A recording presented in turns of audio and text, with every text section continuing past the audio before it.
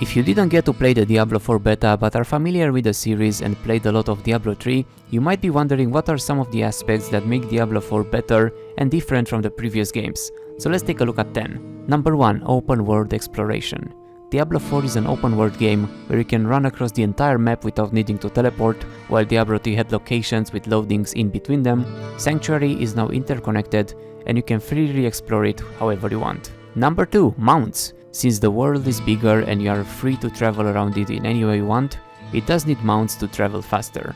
We didn't have them in the beta, but they can be customized with armor, saddle, and have trophies dangling from them, and there will be different types of mounts that you can obtain from certain activities similar to WoW. And all classes have special dismount abilities that perform an offensive attack when getting off them. Number 3. PvP zones. Diablo 4 will feature fields of hatred. Those are areas in Sanctuary that have been tainted by the hatred of Mephisto. Those who entered those fields were consumed, turning them against their fellow mortals.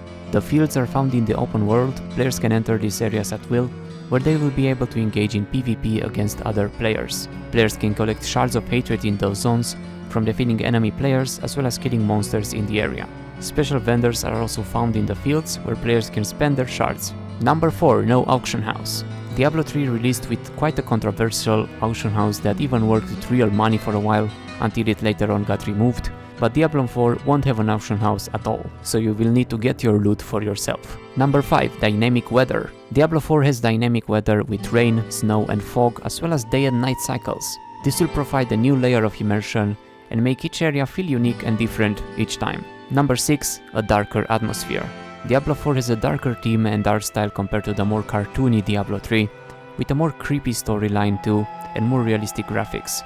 It's returning the series to the darker, grittier roots with a focus on horror and the occult. Number 7. Improved multiplayer. With the open world come more multiplayer features. With shared world events and quests, co-op dungeons and even world bosses, you'll be able to interact and see other players a lot more often. Number 8. More endgame activities. Apart from multiplayer with the open world aspect, come more MMO-inspired completionism elements like the renowned region progress for each zone, where you can explore the area and collect statues or clear side quests to fill it up and earn more rewards. Number 9. Better character customization and transmog. The character models look very good for a top-down game, and you have quite a lot of customization options to make them look as you want them to.